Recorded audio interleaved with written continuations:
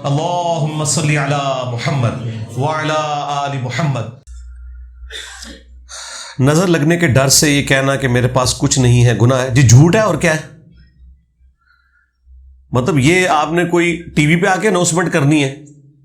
اگر کوئی شخص آپ سے آ کے مانگتا ہے تو قرآن نے تو یہ کہا ہے کہ اگر آپ خود مفلس ہے، نہیں دے سکتے، تو کم از کم اچھے طریقے سے اس کو ٹریٹ کریں مانگنے والے کو۔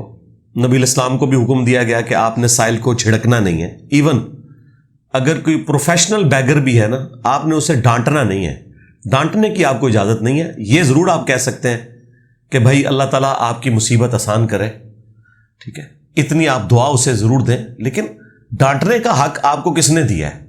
یہ آپ کا حق ہے کہ آپ اپنی جیب ڈھیلی نہ کریں، ڈانٹنے کا حق تو کسی نے نہیں دیا۔ ہاں یہ کر سکتے ہیں کہ اگر وہ صحت مند ہے اور آپ کے پاس کوئی جاب اویلیبل ہے، کوئی مزدوری اویلیبل ہے، وہ اسے آفر دے سکتے ہیں، لیکن ڈانٹ نہیں سکتے۔ باقی یہ کہنا کہ میرے پاس کچھ نہیں ہے، یہ کہنے کی ضرورت نہیں ہے۔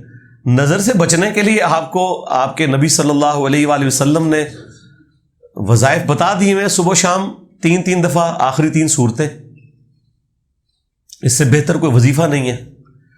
نظر سے بچنے کا، جنات سے بچنے کا، آسیب سے بچنے کا، شیاطین سے بچنے کا، جادو سے بچنے کا، صبح شام 3 دفعہ آخری 3 صورتیں، ہر نماز کے بعد بھی 1 دفعہ ہیں۔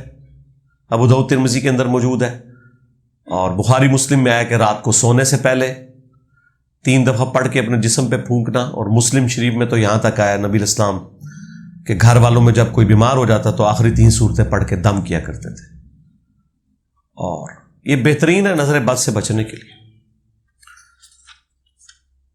برصغیر میں دین اسلام کو پھیلانے میں اولیاء کرام اور بزرگان دین کا کوئی ہاتھ نہیں ہے؟ نہیں، کیوں نہیں ہے؟ بالکل ہے۔ یہ تو ان سے اختلاف ہی نہیں ہے کہ انہوں نے کلمہ پڑھایا یا نہیں پڑھایا۔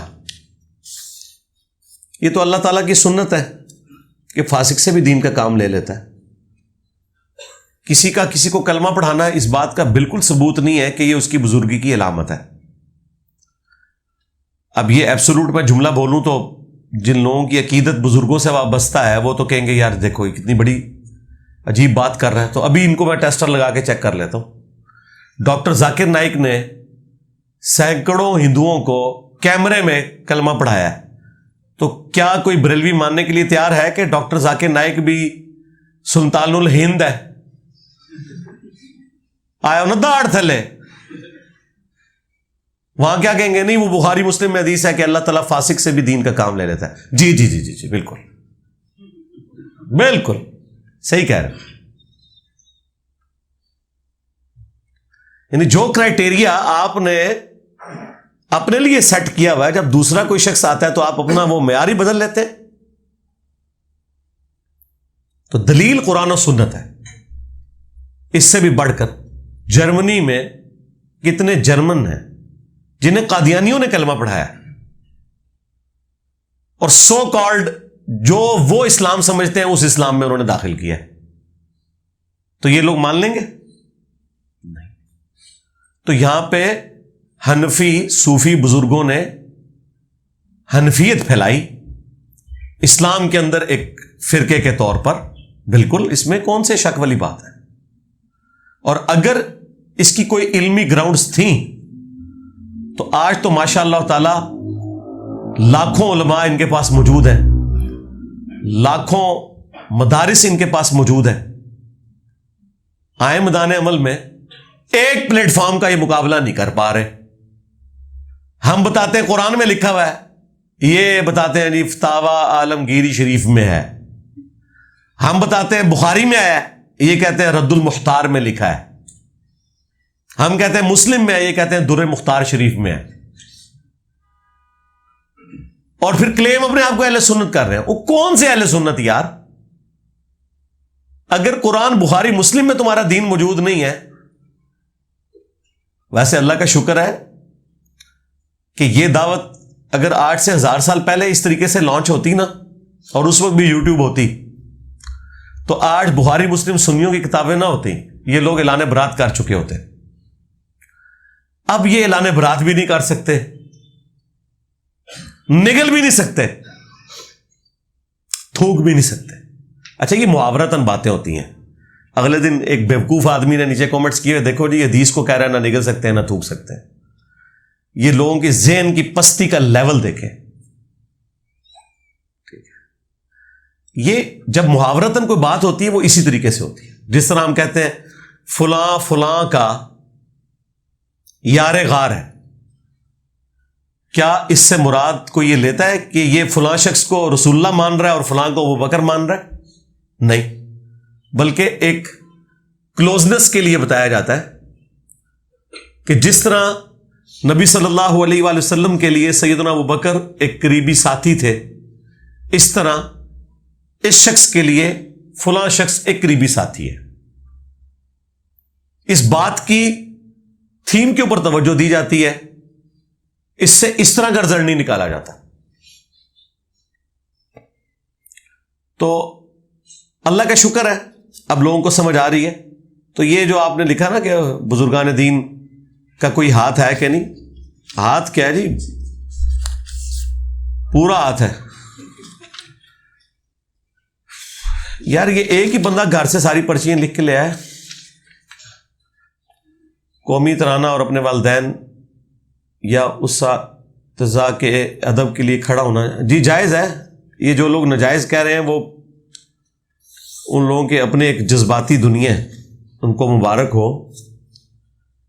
جو ناجائز ہونے والی بات ہے وہ کوئی نہیں ہے. وہ جو حدیث شریف ہے وہ بالکل ڈیفرنٹ کانٹیکسٹ میں ہے, جو جامع ترمذی میں ہے کہ جس شخص کی یہ خواہش ہو کہ لوگ اس کے استقبال میں کھڑے ہو جائیں وہ اپنا مقام جہنم میں دیکھ لے. ٹھیک ہے, یہ حدیث ہی بتا رہی ہے کہ جس شخص کے لیے لوگ کھڑے ہو رہے ہیں نا, یہ اس سے متعلق حدیث ہے, نہ کہ کھڑے ہونے والوں سے متعلق. ورنہ تو حدیث یہ ہونی چاہیے تھی کہ جو شخص کسی کے استقبال کے لیے کھڑا ہو وہ جہنمی ہے. ٹائم قیامت تک ہے, کوئی ضعیف روایتی لے آئے. تو اس کا مطلب یہ بتایا جا رہا ہے کہ جو وہ شخص ہے نا وہ اپنے اندر تکبر نہ پیدا کرے. ویسے اسے کوئی پروٹوکول دینا چاہتا ہے وہ لوگوں کا رائٹ ہے.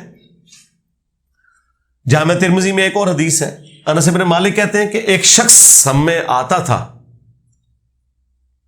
جو ہمیں سب سے بڑھ کر محبوب تھا, لیکن ہم کبھی بھی ان کے استقبال کے لیے کھڑے نہیں ہوئے کیونکہ وہ اس بات کو ناپسند فرماتے تھے, اور وہ اللہ کے رسول تھے صلی اللہ علیہ وآلہ وسلم. اچھا یہ حدیث جو ترمذی کی ہے یہ بھی اس پر گواہی دے رہی ہے کہ نبی علیہ السلام نے اسے حرام نہیں فرمایا, بلکہ آپ کا ذاتی شغف تھا کہ میرے استقبال کے لیے کوئی کھڑا نہ ہو. انس بن مالک کے الفاظ دیکھیں نا, ورنہ تو انس بن مالک کا کام تھا کہ وہ اس کام کے حرام ہونے کا ذکر کرتے. وہ کہتے ہیں کہ اتنا بڑا شخص آتا تھا ہم کھڑے نہیں ہوتے تھے, یعنی ان کا دل کر رہا ہے کھڑے ہونے کو. اور پھر ریزن کیا بتا رہے کہ وہ اپنے حق میں اسے ناپسند فرماتے تھے. مراد یہ کہ نبی صلی اللہ علیہ وآلہ وسلم نے اسے شریعت کے طور پر حرام نہیں فرمایا, بلکہ اپنی ذات کے اعتبار سے. وہ تو میں بھی کرتا ہوں, میرے استقبال کے لیے کوئی یہاں کھڑا نہیں ہوتا, کوئی کھڑا ہونے کی کوشش بھی کرے اسے بٹھا دیتے ہیں. لیکن مجھے کوئی ملنے آتا ہے میں کھڑے ہو کے استقبال کرتا ہوں. ماں باپ آ جائیں کھڑا ہو سکتا ہوں تو کھڑا ہو جاتا ہوں, ٹیچر آ جائیں رسپیکٹ دیتا ہوں. بلکہ میں آپ کو بتاؤں گیم الٹ سکتی ہے. اگر کوئی شخص کسی بڑے آدمی کے لیے جو واقعی جس کی وہ دل سے عزت کرتا ہے وہ کھڑا نہیں ہو رہا نا, این ممکن ہے کہ جو نہیں کھڑا ہو رہا اس کے اندر شیطان گھس گیا ہو تکبر کا کہ میں نہیں کھلوندا. یہ بھی ذرا ذہن میں دیکھیں. یعنی میں اپنے حق میں یہ سمجھتا ہوں کہ میرے سامنے کوئی بندہ ایسا آئے جس کی رسپیکٹ ہے ریلیجن کے پوائنٹ آف ویو سے, اور میں کھڑے ہو کر اس کا استقبال نہ کروں تو میں یہ سمجھوں گا کہ میرے اندر شیطان گھس گیا کہ میں اسے ڈیو رسپیکٹ نہیں دینا چاہتا. میں نے ہر وہ کام کرنا ہے جس سے میں اپنے اندر چھپے ہوئے شیطان کو ڈیگریڈ کر سکوں. تو اس کا طریقہ یہ ہے کہ مجھے رسپیکٹ دینی ہے. غامدی صاحب کے آئے داماد حسن الیاس بھائی، نہ صرف میں نے کھڑے ہو کے انہیں ریسیو کیا بلکہ اپنی جو مین چیئر تھی اس کے اوپر ان کو بٹھایا، خود سائڈ پہ بیٹھا. کیا فرق پڑ گیا؟ صرف اس لیے کہ مجھے کہیں یہ خیال نہ آئے کہ میں کوئی بہت بڑی چیز ہوں. تو اندر کی میں مارتے مارتے یہ نہ ہو کہ سب سے بڑی میں آپ کے اندر ہو جائے، میں نے ایسے کھلونا ہی نہیں جی. یہ آپ کیا میسج دے رہے ہیں کسی کو؟ رہا اس کا معاملہ تو آپ کے پاس کون سا تھرمامیٹر ہے چیک کرنے کا کہ اس کے دل کے اندر یہ تمنا ہے کہ لوگ اس کے لیے کھڑے ہوں؟ نہیں ہے نا. تو آپ ڈیو رسپیکٹ دیں اپنے ٹیچرز کو بھی، علماء کو بھی، جن سے آپ دین سیکھتے ہیں، یا آپ ان سے کالج اور یونیورسٹی کی تعلیم حاصل کرتے ہیں، یا آپ کے ماں باپ ہیں، یا آپ سے عمر میں بڑے ہیں. اس میں کوئی عیب والی بات نہیں ہے. کن چیزوں میں امت کو الجھا دیا ہے یہ بعض لوگوں نے، میں بڑا حیران ہوتا ہوں. اس کے اندر یعنی شرک کو داخل کر دیا. بھائی یار خدا کے لیے اللہ سے ڈر جاؤ. یہ تو الٹا آپ کے اندر تکبر آیا ہوا ہے. صحیح مسلم میں حدیث ہے، جس کے دل میں رائی کے دانے کے برابر بھی تکبر ہوا نا، وہ جنت میں نہیں جائے گا. جی.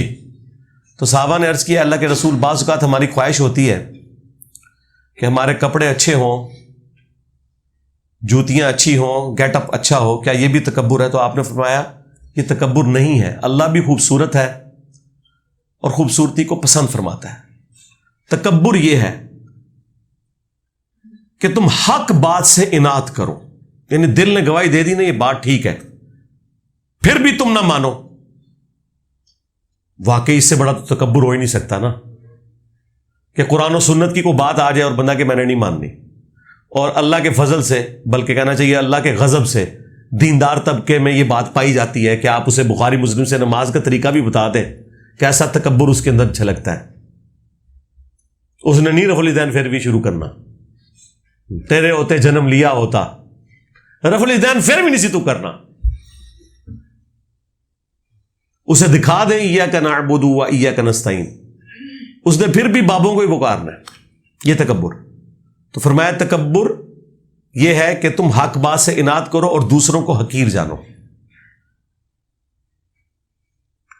دوسروں کو حقیر جاننے میں تو یہ ہو سکتا ہے نا کہ جب آپ کسی کو پروٹوکول نہ دیں تو ایک لمحے کے لیے آپ کے دل میں یہ گمان آ جائے کہ میں اسے بہتر ہوں، بس گئے تو اسی اس گل نو لے کے بیٹھے رہو، تعظیم کے لیے کھڑا نہیں ہونا چاہیے. تو گیا، تیرے اندر شیطان وڑ گیا جڑا نہیں کھلوتا. تو کھلو جائے گا تو ایمان بچا لے گا.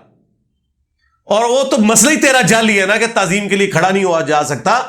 تو نے تعظیم کے لیے کھڑے نہ ہو کے اپنے اندر بیٹھے ہوئے شیطان کو ایکسپوز کر لیا ہے کہ سب سے بڑا شیطان تو ہے. تیرے اندر اتنا تکبر ہے کہ تو کسی کو اتنا پروٹوکول دینے کے لیے تیار نہیں. دوسری طرف تو آپ کو بتاتے ہیں کہ سیدہ فاطمہ جب آتی ہیں حضور کھڑے ہو جاتے ہیں ان کے استقبال کے لیے، چادر بچھا دیتے، مرحبا پیاری بیٹی، بوسا دیتے، سب کچھ. یہ نارمز ہوتی ہیں. یہ کون سا دین تم لوگ سکھا رہے ہو آ کے؟ اکثر مجھے بھی لوگ بھیجتے رہتے ہیں جو ڈاکٹر سرار صاحب نے، یا ڈاکٹر سرار صاحب نے کہہ دیا تو بس اللہ تعالیٰ ان کی غلطی سے درگزر فرمائے. ٹھیک ہے، غلطی کسی کو بھی لگ سکتی ہے. بخاری مسلم دونوں میں حدیث ہے. سعد ابن معاذ رضی اللہ تعالیٰ عنہ اوس کے سردار تھے.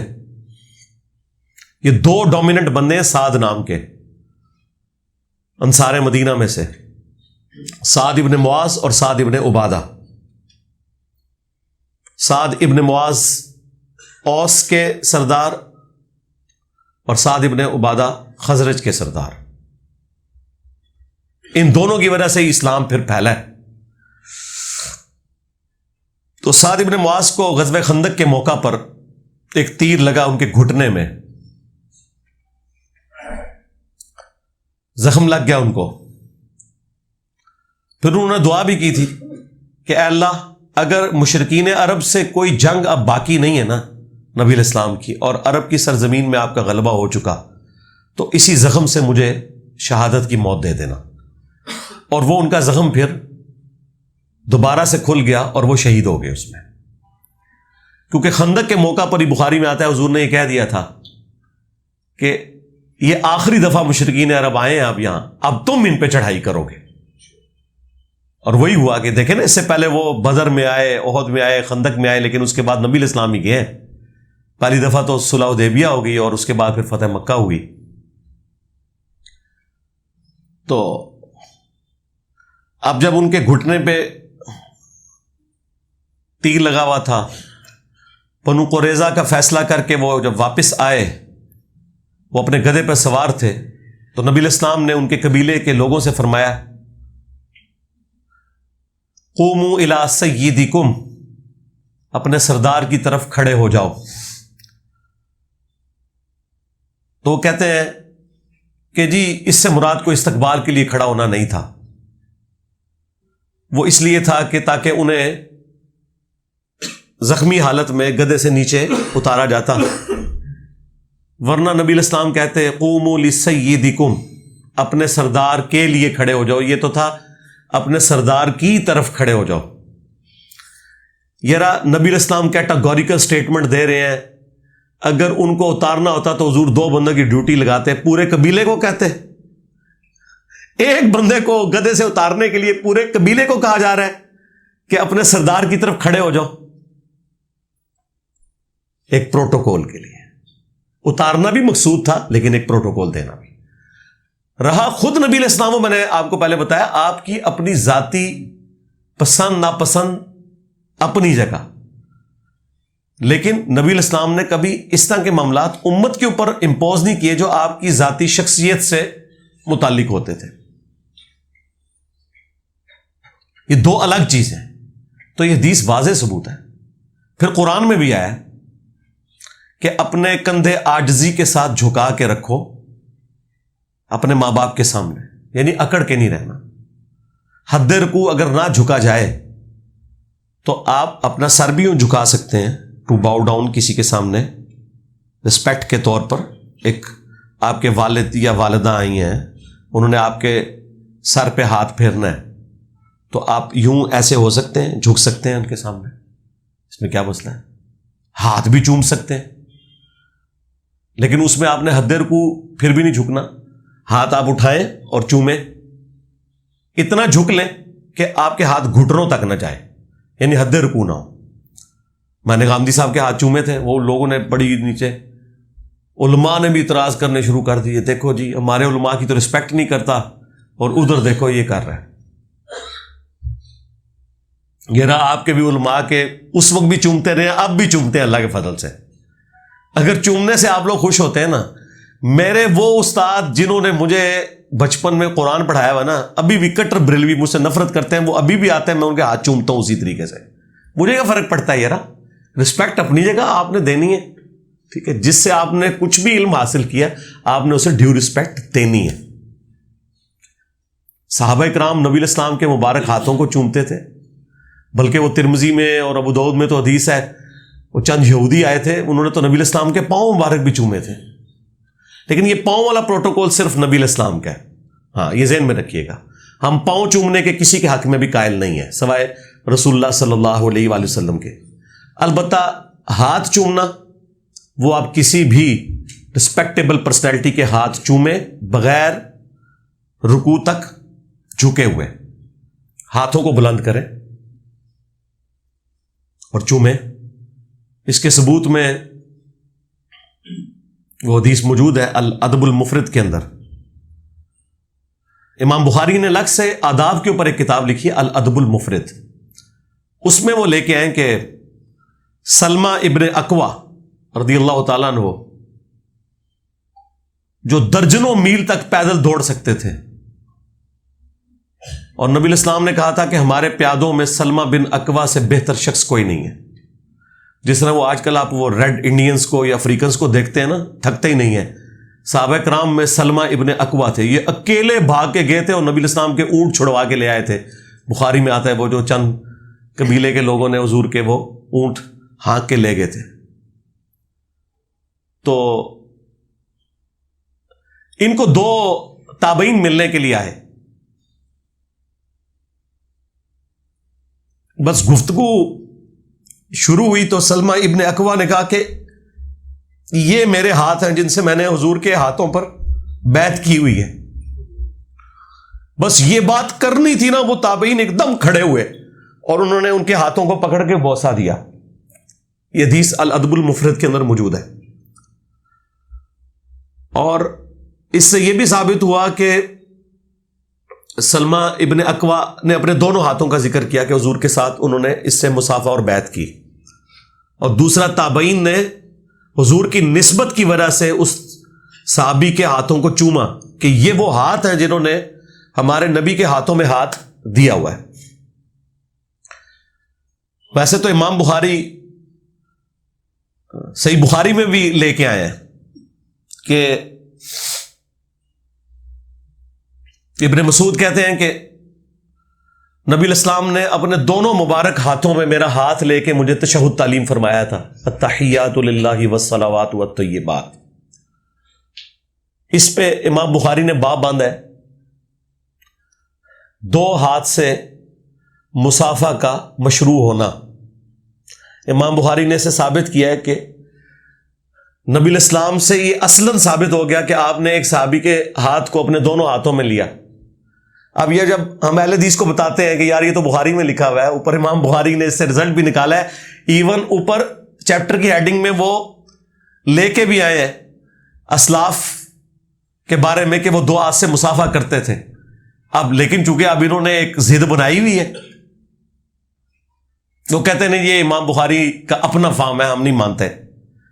تو پھر میں نے انہیں الادب المفرد سے یہ حدیث پیش کی تھی موقوفاً سلمہ ابن اکوا والی کہ یار یہ تو ثابت ہے.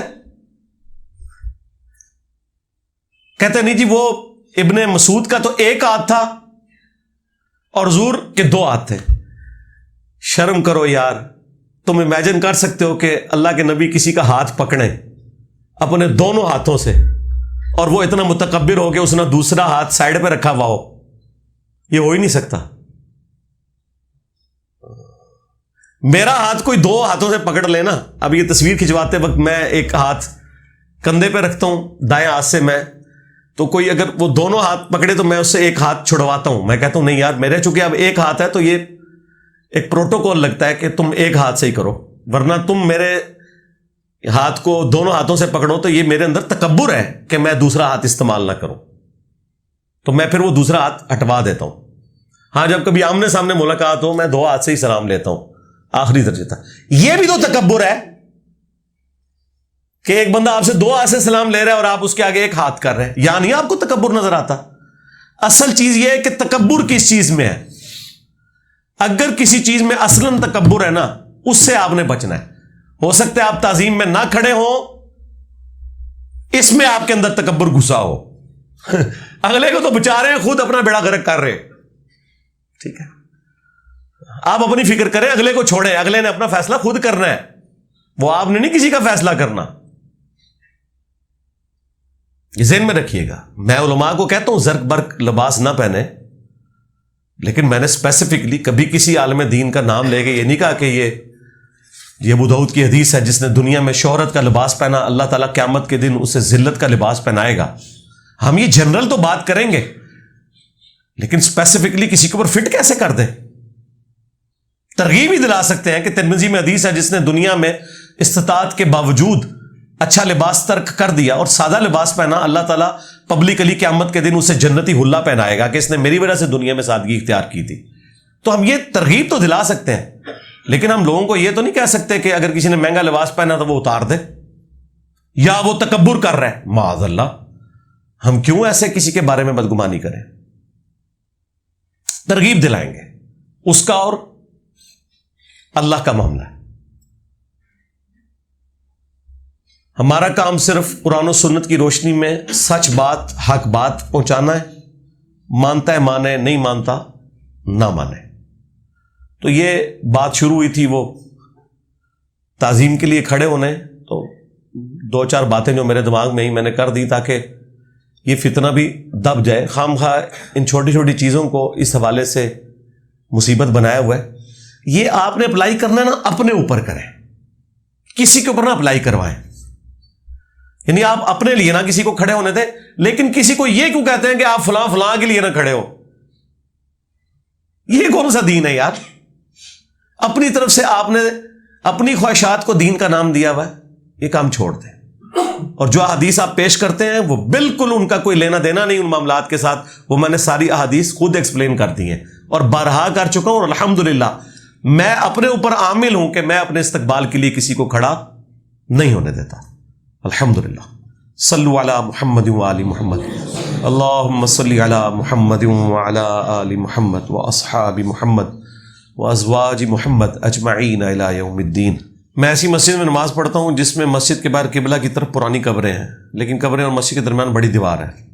نماز درست ہے، 100% درست ہے، کوئی مسئلہ نہیں ہے، ستھرا ہو گیا نا. مسجد کے اندر بھی اگر قبر ہے نا، خدا نخواستہ زمانے جاہلیت کی بنی ہوئی، نماز بہرحال درست ہوگی اگر اس کے ارد گرد باؤنڈری بنی ہوئی ہے. البتہ اگر ڈائریکٹ سامنے آپ کے قبر ہے تو وہ صحیح مسلم میں حدیث ہے، نبی علیہ السلام نے قبروں کے رخ نماز پڑھنے سے منع فرمایا. بخاری مسلم میں تو آیا کہ قبر کے اوپر بھی نماز پڑھنے سے منع فرمایا، سامنے بھی ہو. البتہ اگر وہ باؤنڈری بن گئی ہوئی ہے، بعض اوقات وہ مزارات کے اوپر مسجدیں ہیں، پھر توسیع کے دوران ایسا ہو گیا ہوا ہے، اب ظاہر ہے کہ وہ اکھاڑنے سے بھی رہے تو ہو جائے گی. اور ثبوت اس کا یہ ہے کہ خانہ کعبہ شریف کے اس بلاک کے اندر کتنے سال تک، آلموسٹ آپ سمجھ لیں 22 سال تک، نبی علیہ السلام کی مبارک زندگی میں آپ دیکھ لیں 13 سال مکی اور آلموسٹ 8 سال مدنی، 21 سال تک تو بت رہے ہیں نا فتح مکہ تک. اور نبی علیہ السلام اسی خانہ کعبہ کی طرف رخ کر کے نماز پڑھتے تھے، ایون مطاف کے اندر بھی. تو یہ تو نہیں کہ آپ بتوں کی طرف رخ کر کے نماز پڑھ رہے ہیں، بت تو اندر رکھے ہوئے تھے، وہ کعبے کی دیوار اس کا سترا بن جاتی تھی. تو اس طرح مزارات والا معاملہ اب ایک مجبوراً ایک چل رہا ہے. ویسے تو قبر نہیں ہونی چاہیے مسجد کے اندر، تو یہ تو باؤنڈری کے باہر ہے، اس کے لیے تو ویسا بھی کوئی مسئلہ نہیں. واقعہ کربلا کے بارے میں اصل حقائق ہم سے کیوں چھپائے جاتے ہیں؟ یار کربلا تو چھوٹی چیز ہے، توحید ہی آپ سے چھپائی گئی ہے جو اس کائنات کی پیدائش کا مقصد ہے. اگر اس کائنات میں کوئی چیز نہیں چھپائی جانی چاہیے تھی وہ توحید تھی. اسی لیے دیکھیں توحید میں جس نے کرپشن کی ہے، جو شرک کے اندر مبتلا ہے، اس کی سزا ہمیشہ کی جہنم ہے. یہ اکثر لوگ پوچھتے بھی ہیں کہ جرم تو 60 سال کا، سزا ہمیشہ کی جہنم. بھائی اس لیے کہ یہ سزا جو ہے یہ جرم کی انٹینسٹی کی وجہ سے دی جا رہی ہے، نہ کہ اس وجہ سے کہ وہ کتنی دیر کے لیے کیا گیا. شرک اگر ایک دفعہ بھی کسی نے کیا اور بغیر توبہ کے مرا ہے، اس کے لیے ہمیشہ کی جہنم ہے، کیونکہ شرک سے بڑا کوئی گناہ نہیں ہے. لیکن توبہ اتنی بڑی چیز ہے کہ سورۃ الفرقان کی آیت نمبر 70 میں آیا ہے کہ اگر کوئی شخص شرک سے بھی توبہ کر لے، ہم اس کے گناہوں کو بھی نیکیوں سے بدل دیں گے. کتنی بڑی بات ہے. یہ اس صورت میں ہے کہ جب کوئی بغیر توبہ کے مرے تو ہمیشہ کی جہنم ہے. تو جب توحید کے اندر کرپشن لوگوں نے کر دی تو کربلا تو بہت چھوٹی چیز ہے اس کے مقابلے میں. تو اوورآل یہ وہی خرابیاں جو علماء یہود میں بھی رہیں. آج کل علماء حضرت امام حسین کے بارے میں غلط بیانی سے کیوں کام لیتے ہیں؟ ظاہر ہے وہ صدیوں سے ایک گراوٹ چل رہی ہے نا. پر اب رونے کی بجائے ہم لوگوں کو سچ بات بتائیں. ہم نے بتا دی ہے، دیکھ لیں. اب تو ماشاءاللہ دیوبند اور اہل حدیث کی مساجد میں بھی لکھا ہوتا ہے صحابہ اور اہل بیت کانفرنس. اہل بیت کا لفظ ہی اہل حدیث اور دیوبند کی عوام کو پتہ ہی نہیں تھا کہ اہل بیت بھی کوئی ٹرم ہوتی ہے. سمجھ آئی؟ جس طرح دنیا میں کئی ایسی گیمز ہیں جو اولمپکس میں کھیلی جاتی ہیں، عام بندوں کو تو کرکٹ، ہاکی اور اس طرح کی چیزوں کا پتہ ہے. وہ جب اولمپک کو دیکھتے ہیں کہتے ہیں اچھا بھی گیم ہوتی ہے. اس طرح دیوبند اور اہل حدیث کو پتہ ہی نہیں تھا کہ اہل بیت بھی ہوتا ہے. دروشی پڑھتے سن اللہم صلی علی محمد وعلی آل محمد. تو اب دیکھیں ہمارے اس پلیٹ فارم کی برکت سے پہلے یہ عظمت صحابہ کانفرنس کرتے تھے، آپ پتہ کیا لکھا ہوتا ہے؟ عظمت صحابہ و اہل بیت کانفرنس. اگرچہ بیچ میں بیان جو ہے وہ ماموں ہی ہوتا ہے, نہ صحابہ کی عظمت بیان ہوتی ہے نہ اہل بیت کی, یہ لالا بات ہے. لیکن یار پہلا سٹیپ تو میں نے طے کروایا, اور یہاں تو وابیوں نے اشتہار چھاپا نا, تو اس میں انہوں نے لکھا صحابہ و اہل بیت علیہم السلام. لاہور وہ لال رومال والے کے بھی نئی ویڈیو یہ, اس میں عمار ابن یاسر علیہ السلام انہیں کیا ہے. ہائے میں صدقے جاواں, ہائے ہائے, کل تک علی بھی علیہ السلام نہیں سی, آج عمار ابن یاسر بھی علیہ السلام. ٹھیک ہے, اور پھر بتا رہے اتنے فخر سے کہ نہیں ہم تو مانتے ہیں. واہ, چلو یار ہم نہیں آپ کو اس پہ ٹانٹ کرتے, آپ شروع سے ہی مانتے تھے, چلو اچھی بات ہے, ہم نے نہیں کوئی اصلاح کی. اگر آپ اس میں ہی خوش ہیں, بال اپنی نسبت رکھیں ان کے ساتھ. سجدہ صاحب کا طریقہ, اگر سجدہ صاحب رہ جائے تو سجدہ صاحب رہ گیا تو نماز ختم, نئی نماز آپ نے پڑھنی ہے. اور رہنے سے مراد یہ ہے کہ آپ کو اگلی نماز میں جا کے یاد آیا, یہاں نماز پڑھی, سلام پھیرنے کے تھوڑی دیر بعد آپ کو یاد آ گیا, تو آپ کر سکتے ہیں ادھر بیٹھے بیٹھے. بعض اوقات کسی کی امام کے پیچھے رکعت ایک رہ گئی ہوتی ہے, وہ امام کے ساتھ ہی سلام پھیر دیتا ہے, وہ پھر بیچارے سمجھتے ہیں آپ تو پھیر دیا, پھیر کہہ دیا, آپ اٹھ کے باہر بھی چلے جائیں نا, کوئی مسئلہ نہیں ہے, واپس آئیں, ایک رکعت رہ گئی ہے پوری کریں اور اینڈ پہ سجدہ صاحب کریں, نماز درست ہے. بخاری مسلم میں نبی الاسلام تو 2 رکعتیں پڑھا کے زور کی باہر نکل گئے تھے. صحابہ نے کہا یا رسول اللہ نماز کم ہو گئی ہے, آپ بھول گئے ہیں. آپ نے کہا نہ تو نماز کم ہوئی نہ میں بھولا ہوں, یعنی حضور یہ بھی بھول گئے کہ آپ بھول چکے ہیں. یہ بزرگوں کا علم غیب لے کے بیٹھے ہوئے, کتنے دماغ گیا ہے میرا, کہنا نا ادھر دماغ کتنے جانا ہے. یہ رزلٹ سجدہ صاحب والی حدیث میں سے کبھی نہیں نکلتا تھا ان سے, کہ حضور یہ بھی بھول گئے کہ آپ نماز میں بھول گئے, بھولنا بھی بھول گئے. اس صحابی نے کہا یا رسول اللہ آپ نے 2 رکعتیں پڑھائی ہیں. آپ فرمائیے ٹھیک کہہ رہے ہیں, ان کا ہاں. پھر آپ واپس آئے, 2 اور پڑھی, سجدہ صاحب کیا اینڈ پہ, اور پھر آپ نے فرمایا میں بھی انسان ہوں, جس طرح تم بھولتے ہو بھول جاتا ہوں, جب میں بھول جاؤں تو مجھے یاد کروا دیا کرو. اور بخاری مسلم میں جو کثرت سے 2 طریقے آئے ہیں نا, وہ یہی ہیں کہ آخری سلام پھیرنے سے پہلے 2 سجدے کیے جائیں اور پھر دونوں طرف سلام پھیر دیا جائے. ایک یہ طریقہ, اور دوسرا یہ ہے کہ دونوں طرف سلام پھیر کے اینڈ پہ 2 سجدے کر لیے جائیں. ویسے تو 5 طریقے ہیں, وہ الگ سے میری ویڈیو آپ دیکھ لیں, تو جب آپ کو یاد آ جائے آپ اسی وقت کر لیں. لیکن اگر وہ نماز کا ٹائم ختم ہو چکا, اگلی نماز ہو چکی, تو اب ظاہر ہے وہ نماز تو پھر آپ کو دوبارہ پڑھنی ہوگی.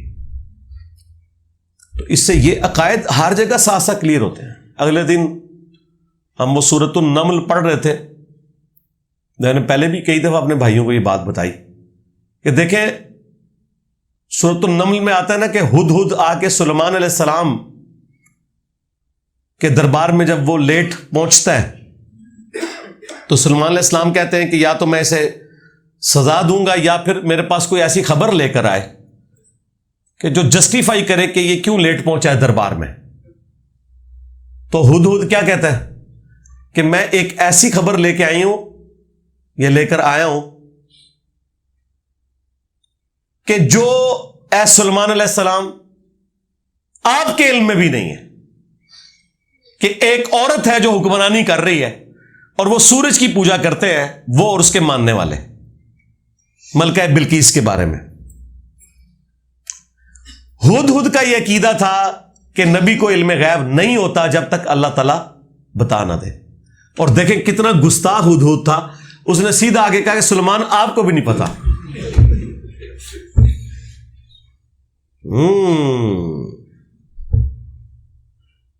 پورا قرآن گستاخی سے بھرا پڑا ہوا ہے. اگر یہ لوگ جو عقیدے انہوں نے کلیم کیے ہوئے اور وہ گستاخی نقل ہوئی, سلیمان علیہ السلام نے نہیں کہا کہ تنو نہیں پتا منو علم غیب ہے, تو کہہ رہے منو نہیں پتا. انہوں نے کہا اچھا اگر یہ بات ایسی ہے میں اسے چیک کروں گا, میں تمہیں خط دے کے بھیجتا ہوں. خط کے ذریعے انہوں نے کنفرم کروایا. تو یہ آپ دیکھیں تھوڑی سی آپ عقل استعمال کریں تو انشاءاللہ رزلٹ نکلیں گے انشاءاللہ. اکثر اہل حدیث کی طرف سے سننے کو ملا ہے کہ آپ کا کہنا ہے کہ نبی اسلام کی نسل مولا علی سے چلی. سیدہ فاطمہ کے ذریعے، تو نبی علیہ السلام کے باقی داماد کی اولاد نبی علیہ السلام کی نسل مبارک کیوں نہیں؟ وہ چلی نہیں نا جی آگے، جو کہہ رہا چلیے اسے کہ کسی کا دعویٰ نہیں ہے چلیے، سیدہ فاطمہ سلام اللہ علیہا سے ہی چلی، باقی تو آپ کی جو بیٹیاں ان کی اولاد آگے اس طرح نہیں چل سکی۔ اور اہل بیت میں صرف آل علی نہیں شامل ہیں، آل عقیل، آل جعفر، آل عباس بھی ہیں، بنو ہاشم سب کے سب اگر وہ اہل اسلام ہے تو وہ مومن اور اہل بیت ہی شمار ہوں گے۔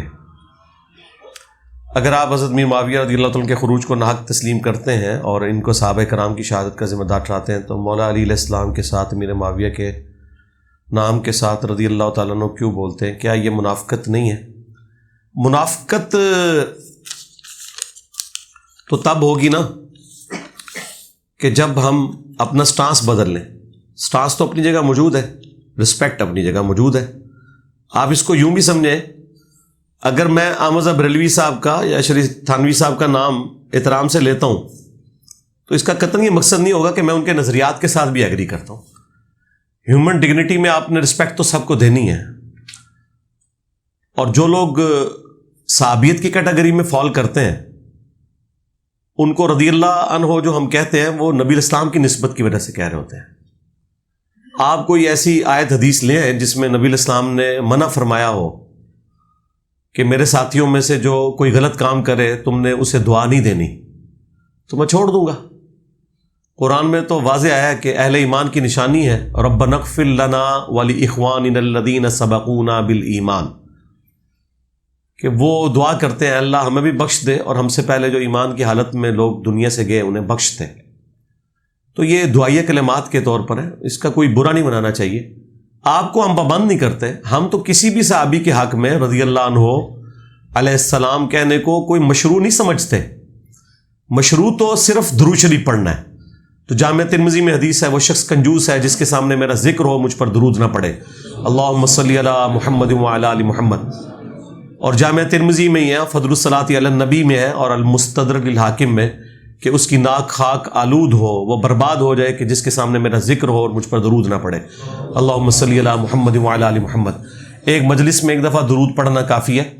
تو یہ درود شریف ایک پروٹوکول ہے، اس لیے آپ دیکھیں گے حدیث کی کتابوں میں سینکڑوں احادیث ہیں جن میں صحابہ کے ناموں کے ساتھ امام بخاری امام مسلم نے رضی اللہ عنہ لکھے ہی نہیں ہے، جسٹ ان کو راویوں کے طور پر ان ابی ہریرہ قال قال رسول اللہ صلی اللہ علیہ وآلہ وسلم، کوئی رضی اللہ عنہ نہیں لکھا ہوا۔ بعض جگہ لکھا بھی ہے، میجورٹی جگہ پہ نہیں لکھا، ترجمے میں لوگوں نے لکھ دیا ہوا۔ تو یہ تو نہیں کہ امام بخاری امام مسلم کوئی صحابہ کرام سے بغض رکھتے تھے، انہیں پتا تھا مشروع یہی ہے۔ اور صحابہ کرام ایک دوسرے کو رضی اللہ عنہ نہیں کہتے تھے، رحمہ اللہ کہتے تھے۔ جو سیدنا علی نے حضرت عمر کی میت کے اوپر خطبہ دیا تھا جو بخاری مسلم میں آیا ہے، تو اس میں کیا کہا تھا؟ رحمک اللہ، اللہ تجھ پہ رحم کرے عمر ابن خطاب۔ تو صحابہ کرام جب اپنے میں سے کسی فوت شدہ دوسرے صحابی کا ذکر کرتے تھے تو رحمہ اللہ۔ وہ عمر سیریز میں بھی انہوں نے ایک فلم آیا نا، جب حضرت عمر کا خط پہنچتا ہے جنگ یرموک کے دوران اور وہ خالد ابن ولید کو معزول کر کے ابو عبیدہ ابن جرح کو آرمی چیف لگاتے ہیں، تو وہ جب وہ خبر سنانے لگتے ہیں تو وہ ابو بکر رحمہ اللہ کہتے ہیں۔ ٹھیک ہے، اگر خاوند بیوی کو علیحدہ گھر لے کر نہیں دے سکتا اور ساس سسر ہر وقت بیوی کی بے عزتی کرتے ہیں اور بیٹا ماں باپ کو منع بھی نہیں کرتا، اسلام اس کے بارے میں کیا کہتا ہے؟ اللہ تعالیٰ ہدایت دے جی ایسے بیٹوں کو۔ اسلام نے جو کہنا ہے وہ تو کہہ دیا ہے نا کہ آپ نے ڈیو رسپیکٹ دینی ہے۔ اسلام تو کہہ چکا ہے، عمل ہی نہیں نہ کر رہے، عمل نہیں کر رہے، آخرت میں عذاب بھگتیں گے، اور کیا ہے جی؟ یہی اسلام کہتا ہے۔ اگر آپ نے کسی کا حق مارا ہے، کسی کو تکلیف دی ہے، بخاری مسلم میں نبی الاسلام نے کہا کہ میں اپنے بعد سب سے بڑی آزمائش تم مردوں کے لیے تمہاری عورتیں چھوڑ کے جا رہا ہوں۔ اللہ تعالیٰ نے انہیں تمہارے لیے حق مہر کے عوض حلال کیا ہے، ان کے حقوق کی تم نے پاسداری کرنی ہے. تو حضور تو اپنا حق ادا کر گئے ہیں، ظاہر ہے وہ بتا کے گئے ہیں. تو اس طرح کے جو معاملات ہیں وہ تو ہم پھر لوگوں کو ایجوکیٹ کرتے رہتے ہیں نا. یہ ماں باپ کے چکر میں اپنی بیویوں سے بھی لوگ ہاتھ دھو بیٹھتے ہیں. زیادہ تر تو ایسا ہی ہوتا ہے کہ زیادتی ماں باپ کے اینڈ پہ ہی ہو رہی ہوتی ہے. یہ خالی جذباتی جملے ہیں جی کہ جی میں نے اپنی بہو کو بیٹیوں کی طرح رکھا ہوا ہے. کون رکھتا ہے یار بیٹیوں کی طرح؟ آج تک کسی عورت نے اپنے محلے کی عورتوں کو اکٹھا کر کے کبھی یہ کہا ہے کہ یہ میری بیٹی دیکھو، یہ چھٹی والے دن پورا دن ہی سوئی رہتی ہے، یہ 11 بجے سو کے اٹھتی ہے؟ نہیں. یہ ساری باتیں بہو کے بارے میں وہ کہتی ہوئی نظر آئے گی کہ دیکھو یہ تو اٹھتی 10 بجے ہے. اپنی بیٹی کے لیے کبھی ایسے کہے گی وہ عورت؟ نہیں. تو یہ جذباتی جملے. اس لیے میں صرف سمجھانے کے لیے ایک بات کرتا ہوں، یہ یاد رکھیں، جس طرح ایک مرد کی جنت ماں کے قدموں کے نیچے ہے نا، ایک ساس عورت کی جنت اس کی بہو کے قدموں کے نیچے ہے. یہ بھاری جملہ ہے لیکن اس کے اوپر ذرا توجہ کیجئے گا. یہ ساسیں بھی اپنی جنت کما سکتی ہیں اگر ان اپنی بہوؤں کو بیٹیوں کا درجہ دے، اور بیٹے نے جو جنت کمانی ہے وہ تو آخرت میں ملنی ہے. ساس نے جو جنت کمانی ہے وہ دنیا میں مل جانی ہے. جو ساس سسر وقت سے پہلے ریٹائر ہو کے اپنی بہوؤں کو ڈرائیونگ سیٹ پہ بٹھا دیتے ہیں نا اور اپنے معاملات ان کے سپرد کر دیتے ہیں، جناب یاشی کی زندگی گزارتے ہیں. انہیں ٹائم پہ استری ہوئے کپڑے بھی ملتے ہیں، کھانا بھی ملتا ہے. ریٹائرڈ ہو جاؤ نا کچن سے بھی، ہر معاملے سے. بس چپ کر کے یار یوٹیوب حافظہ اللہ 1000 سال کی بھی زندگی ہو آپ تو گزاری جا سکتی ہے. اللہ کا کتنا بڑا یہ فضل ہے یوٹیوب. اگر یہ یوٹیوب نہ ہوتی تو یہ بوڑھوں کے جو گلے شکوے ہیں یہ کبھی ختم نہ ہوتے جو پہلے تھے کہ میرے پوتے نہیں مجھے ملتے، میری پوتیاں نہیں ملتی، سلام نہیں کرتے، کیونکہ پورے دن میں ان کے پاس کوئی ایکٹیویٹی نہیں ہوتی تھی نا. اور آج پوتے پوتیاں چلے بھی جائیں نا تو وہ کہتے ہیں آخری کس چل رہی ڈرامے دی، بعد ہی چاہیے. ہاں. اور پازیٹیولی بھی آپ پروگرام اتنے ماشاءاللہ مذہبی پروگرام بھی آپ دیکھیں. میں کہتا ہوں جی بڑھاپا گزارنا، ریٹائرمنٹ کے بعد کی زندگی گزارنا آسان کر دیا ہے سوشل میڈیا نے ماشاءاللہ تعالی. اور رسول پر کھڑے ہو کر نبی الاسلام سے مانگنا کیسا ہے؟ کوئی ثابت نہیں ہے. روضہ رسول پہ کھڑے ہو کر اللہ تعالیٰ سے مانگنا ہے آپ نے. قبر رسول کی حاضری، قبر رسول سے مانگنا، اس پہ تفصیلی ویڈیو میری دیکھ لیں. کسی کا وسیلہ دینا یعنی دعا میں کہنا کہ اپنے نبی اور علی اور فاطمہ کے صدقے سے عطا کر. دیکھیں یہ کوئی شرک تو نہیں ہے. سلف میں وسیلہ اور توسل میں یہ والا جو پورشن ہے اس میں اختلاف ہے. باقی تو 5 وسیلے بالکل جائز ہیں. اللہ کے اسماء کا وسیلہ، نیک اعمال کا وسیلہ، کسی نیک بندے سے جو سامنے دنیا میں موجود ہے جا کے دعا کروانا، اور نبی الاسلام کے لیے دعائے وسیلہ مانگنا جس کے اگینسٹ شفاعت نصیب ہوگی. یہ وہ سارے وسیلے. نبی الاسلام کے تبرکات کو شفا کا ذریعہ بنانا، اس پہ میری کئی ایک ویڈیوز ہیں. لیکن یہ جو کسی شخصیت کا اس حوالے سے پیش کرنا، اس کے اوپر کوئی مضبوط روایت نہیں ہے. وسیلے کے نام پر دھوکہ، میری ایک ویڈیو دیکھ لیں جس میں میں نے بتایا ہمیں وسیلے سے ایسا کوئی اختلاف نہیں ہے. اگرچہ ہم اپنے حق میں اسے اس طریقے سے جائز نہیں سمجھتے لیکن اس پہ شرعی فتویٰ کوئی نہیں لگاتے اگر کوئی اس طرح کا وسیلہ پیش کرے. اصل ہمارا اختلاف یہ کہ آپ نے اللہ کے سوا کسی سے دعا نہیں کرنی. بس ہمارا عقیدہ تو سیدنا عمر نے بتا دیا صحیح بخاری میں، انا کنا نتوسل الیک بنبینا، اے اللہ پہلے ہم تیرے نبی کے وسیلے سے تیری طرف متوجہ ہوتے تھے، اب ان کے چچا کو لے کے آئے. یعنی حضرت عمر نے بتا دیا کہ وسیلے کا مطلب یہ ہوتا ہے کہ آپ نے جو بندہ دنیا میں موجود ہے اس سے دعا کروانی. تو آج رسول اللہ دنیا میں موجود ہوں، ہم اپنی ساری حاجات آپ کے سامنے پیش کریں گے. ذہن میں رکھیے گا. صحابی کی پنڈلی ٹوٹی، صحیح بخاری میں آتا ہے، نبی الاسلام نے مبارک ہاتھ پھیرا، وہ صحیح ہوگی. لیکن کوئی حدیث ایسی نہیں ملتی کہ کسی صحابی کی ٹانگ کٹ گئی حضور کی وفات کے بعد کسی جنگ میں اور وہ ٹانگ اٹھا کے تو قبر رسول پہ آ جائے. کو بتائے بھئی آپ آخرت کی زندگی میں زندہ ہیں, دنیا کی زندگی سے جا چکے ہیں.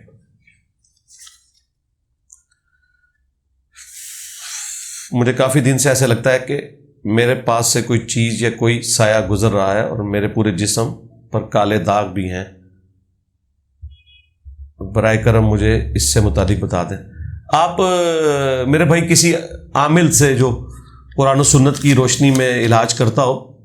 ہمارے ایک بڑے اچھے ایک بزرگ ہیں اقبال سلفی صاحب, اہل حدیث مکتب سے تعلق رکھتے ہیں, اور پہلے وہ راجہ بازار ان کا سیٹ اپ تھا, آج کل PWD میں ہے اسلام آباد ہائی وے پہ. آپ یوٹیوب پہ یا گوگل میں جا کے لکھیں گے, ان کی ویڈیوز بھی رکھی ہوئی ہیں, ان کے موبائل نمبر بھی شیئر ہیں, وہ باقاعدہ علاج کرتے ہیں. تو آپ کسی عامل سے جا کے علاج کروا لیں انشاءاللہ. صحیح بخاری میں 1127 کے تحت لوگ کہتے ہیں کہ حضرت علی نے آپ علیہ السلام کا حکم نہیں مانا اور تہجد کی نماز نہیں پڑھی. اور یار یہ میں اس کے اوپر ویڈیو ریکارڈ کروا چکا ہوں, مولا علی سے متعلق 5 جھوٹ, وہ آپ دیکھ لیں. یہ اس طرح نہیں تھا جس طرح آپ پیش کر رہے ہیں, تفصیل میں نے اس میں بیان کر دی ہے. قرآن کے مطابق مردار حرام ہے, تو پھر ہم مچھلی کیوں کھاتے ہیں؟ مچھلی وہ اس مردار کی کیٹیگری میں فال نہیں کرتی نا. مردار یعنی جو ایسا جانور ہے جو اس خشکی کے اوپر رہتا ہے اور اس کا ذبیحہ کر کے خون نکالنا ضروری ہے, اس کیٹیگری میں فال کرتی ہے جو چیز, وہ آتی ہے. مچھلی کے بارے میں نہیں. مچھلی کے بارے میں قرآن میں واضح آ گیا کہ اللہ تعالیٰ نے جو سمندری یہ جانور ہیں یہ آپ کے لیے حلال کر دیے ہیں. انہیں نہ تو آپ نے ذبح کرنا ہوتا ہے کیونکہ ان کے اندر تو وہ خون والا معاملہ ہوتا ہی نہیں ہے نا, وہ تو گلپھڑوں سے سانس لیتے ہیں. تو مچھلی والی ایک ایکسیپشن ہے. میں نے ایک رجسٹری کروانی ہے جس کا ٹیکس 1 کروڑ روپیہ بنتا ہے. ہمارے ملک میں ٹیکس ٹھیک جگہ پر کم ہی لگتا ہے. رجسٹری کرنے والے کہتے ہیں کہ 50 لاکھ ہمیں دو. تو بھائی آپ سے وہ غلط کام کروا رہے ہیں, مجھے کیوں گھسیٹ رہے ہیں؟ یہ غلط ہے جی, بالکل غلط ہے. ہر بندے نے یہی سوچا ہوا ہے جی فلاں چیز فلاں جگہ نہیں لگتی ہے. ٹھیک ہے جی, آپ پھر کریں کہ وہ جتنے وہ پیسہ بنتا ہے نا جا کے ایدی ویلفیئر والوں کو دے دیں, ٹھیک ہے, اور باقی کام ادھر سے کروا لیں, تاکہ پتہ چلے نا مسئلہ تو آڈے اینڈ سے ہے کہ کسی اور اینڈ سے ہے. اور یہ میں نے پھکی کے لیے گورنمنٹ کی فیس تو آپ نے دینی ہے جی. اور یہ ٹیکس والی جتنی حدیثیں فٹ کرتے ہیں نا, وہ ظالم بادشاہوں کے ساتھ اسے لیٹ کرتے ہیں. وہ ہم بھی کہتے ہیں کہ ناجائز ٹیکسز تو بہت زیادہ لگ چکے ہیں.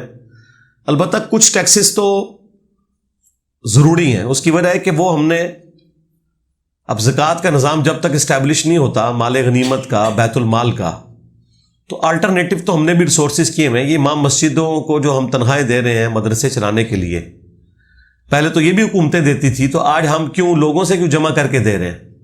یہ نہیں ٹیکس نظر آتا مولویوں کو جو اکٹھا کرتے ہیں. وہ کہتے ہیں نہیں جب گورنمنٹ نظام نہیں چلا پا رہی تو ہم اس طریقے سے کر رہے ہیں. بالکل اس طریقے سے. جب گورنمنٹ زکوٰۃ ہی نہیں کلیکٹ کر پا رہی لوگوں کی, تو اب گورنمنٹ نے جب پل بنانے ہیں, سڑکیں بنانی ہے, سرکاری ہاسپٹل چلانے ہیں, ان کا خرچہ پورا کرنا ہے, تو وہ کہاں سے نکالیں؟ پھر اس سے بڑھ کے بارڈر کی حفاظت کے اوپر فوج لگائی ہوئی ہے, ان کا خرچہ کہاں سے نکالیں؟ ملک کے اندر جوڈیشری اور پولیس کا نظام ہے, اس کا خرچہ کہاں سے نکالیں؟ ورنہ اگر ہر بندہ اپنی حفاظت کے لیے علیحدہ سے ایک فوج بنائے تو وہ تو خرچہ اس نے کرنا ہے نا. اس کی بجائے اگر گورنمنٹ ایک فوج بناتی ہے اور ہم سے ٹیکس لے لیتی ہے تو اینڈ رزلٹ تو وہی ہے. کیا اپنی زکوٰۃ کے پیسوں سے رفاع عامہ کے لیے واٹر پلانٹ, فلٹر پلانٹ لگوایا جا سکتا ہے؟ اس کی مرمت جی سارے فلاحی کام کر سکتے ہیں. اور جتنے فلاحی کام ہیں اس میں یہ ضروری نہیں ہے کہ اس سے غریب فائدہ اٹھا رہا ہے یا امیر, وہ جنرل ہوتا ہے. یہ ذہن میں رکھیے گا. قبر کا تیسرا سوال ہے کہ یہ جو آدمی تمہیں مبعوث کیا گیا اس کے بارے میں تو کیا کہتا تھا؟ سوال یہ ہے کہ جن لوگوں نے نبی علیہ السلام کا زمانہ نہیں پایا ان سے یہ سوال کیسے ہوگا؟ کیا ان سے قبر میں؟ میرے بھائی یہ تو ہر مسلمان کو پتہ ہے کہ وہ قبر کے اندر امام حنیفہ نے نہیں آنا. کسی مسلمان کا عقیدہ ہے کہ بھئی امام حنیفہ نے آنا ہے؟ ویسے تو بزرگوں کے تو عقیدے ہیں, بزرگ تو چڑھ دے, وہ تو مار چڑھے. عام مسلمان تو نہیں نا پتا ہے. کل عام مسلمان کو تو یہ پتا ہے اللہ رسول اور دین کے بارے میں بات ہونی ہے. تو سرکار اگر آپ کو قبر میں سوال ہو اور آپ مومن ہیں, چاہے حضور کے زمانے میں تھے یا نہیں تھے, جب بندے ہی ایک آنا, یا تو آپ کی قبر میں 1000 بندے آنے ہونا, پوچھو کہ اے کون ہے, اے کون ہے, اے کون ہے, پھر تسی کو جی میں حضور نوں کہ تو پہچانا, جو تو بندے ہی ایک کے بارے میں سوال ہونا ہے.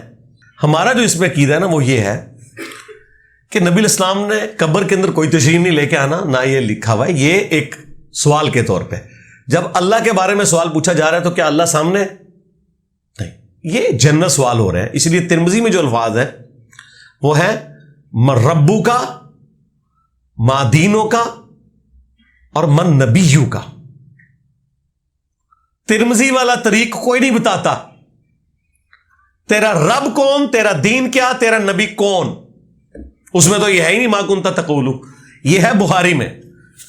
اور وہ میں نے بتایا تھا کہ ابو داؤد میں موجود ہے الذی بعث فیکم, ہم اس مرد کے بارے میں پوچھ رہے ہیں جو تم میں مبعوث ہوا تھا, تو وہ کہے گا ہوا محمد رسول اللہ. تو یہ غائب کے اعتبار سے سوال ہو رہا ہے, سامنے کے اعتبار سے نہیں ہو رہا. تو پہچان لیں گے انشاءاللہ, بے فکر ہیں آپ, کوئی مسئلہ نہیں. قبر کے 4 سوال ویڈیو دیکھ لیں, اس میں نے تفصیلی. یوم ندعوہم کل اناس بامامہم, اکثر علماء کہتے ہیں اس سے مراد بزرگ ہیں. جب قرآن نازل ہوا اس وقت تو بزرگاں دے ابے بھی نہیں سن جمے ہوئے. قرآن کو کیا پتا کہ یہ والے امام آپ نے بنا لینے. قرآن جب بات کرتا ہے کہ ہر شخص کو اس کے امام کے ساتھ بلایا جائے گا, تو مجھے یہ بتائیں صحابہ کرام کے امام تو ہو گئے نبی صلی اللہ علیہ وآلہ وسلم, تو حضور کی وفات کے بعد کیا تابعین یہ کہتے تھے کہ ہمیں حضرت ابو بکر, عمر, عثمان و علی کے ناموں کے ساتھ بلایا جائے گا, یا ان کے لیے بھی امام نبی الاسلام ہی تھے؟ اور قرآن جس امام کو جانتا ہے وہ تو وقت کا پیغمبر ہے, کیونکہ اللہ تعالیٰ کیا فرماتا ہے کہ ہم سورہ الزمر کا اینڈ پڑھیں جہاں جنتیوں اور جہنمیوں کا گروہ در گروہ جانے کا ذکر ہے, تو فرشتے جہنمیوں سے کیا پوچھتے ہیں کہ کیا تمہارے اندر کوئی رسول نہیں آیا تھا؟ آپ مجھے بتائیں ان جہنمیوں سے مراد کیا صرف حضور کے زمانے کے جہنمی ہیں؟ آج کے جو جہنمی ہیں ان سے بھی تو فرشتے پوچھیں گے. تو وہ آگے سے کیا کہیں گے, میں حضور تو 1400 سال بعد پیدا ہوا ایسا, جی میرے کو کوئی رسول نہیں سی آیا. نہیں, قرآن کہہ رہا ہے وہ کافر کہیں گے کہ رسول تو آیا تھا لیکن ہم نے انکار کیا. تو قرآن جس رسول کو, جس امام کو, جس ہادی کو جانتا ہے نا, وہ ہے جس کی قبر مدینے میں صلی اللہ علیہ وسلم. باقی تو آپ کے بنائے ہوئے, ان کو کوئی نہیں جانتا. ان اماموں بیچاروں کو خود نہیں پتا کہ ان کے ساتھ کیا آخرت میں ہونی ہے. تو چھوڑے میرے بھائی, آخرت کے دن کا امام کون, میری ویڈیو ہے اس میں نے یہ آیت بھی بریف کی. تو قرآن جو یہ کہہ رہا ہے ہر شخص کو اس کے امام کے ساتھ اٹھایا جائے گا, تو پھر قرآن سے ہی پوچھنا ہے امام کون سا ہے. سورہ النساء کی جو آیت نمبر 41 ہے, بخاری مسلم دونوں میں حدیث ہے.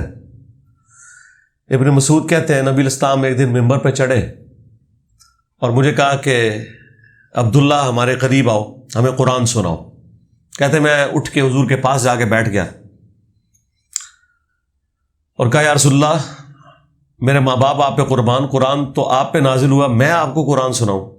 تو آپ نے فرمایا کہ مجھے دوسروں سے سن کے لطف آتا ہے. ابن مسعود کہتے ہیں کہ میں نے سورہ النساء کی تلاوت کرنی شروع کر دی, اور حضور کا شوق دیکھیں, سورہ نساء ابن مسعود نے سٹارٹ کی, 40 آیات پڑھ دی جی ابن مسعود نے, اور حضور صلی اللہ علیہ وآلہ وسلم اسی توجہ کے ساتھ, اسی محبت کے ساتھ سنتے جا رہے ہیں.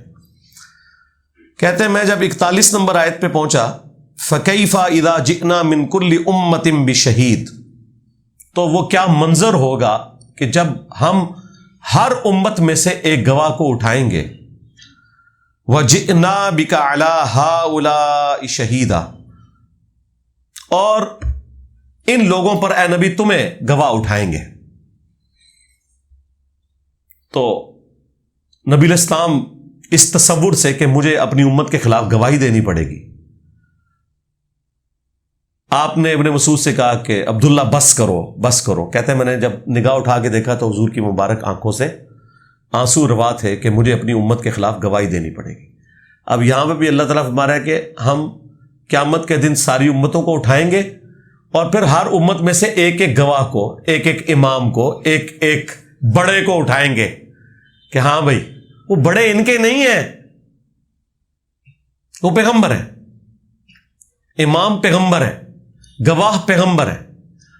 اور وہ لوگ بھی جنہوں نے پیغمبروں والا کام کیا اور انہیں دین کے راستے میں جو تکلیفیں اٹھانی پڑی, یقیناً ان کے بھی معاملات الگ سے سیٹل ہوں گے.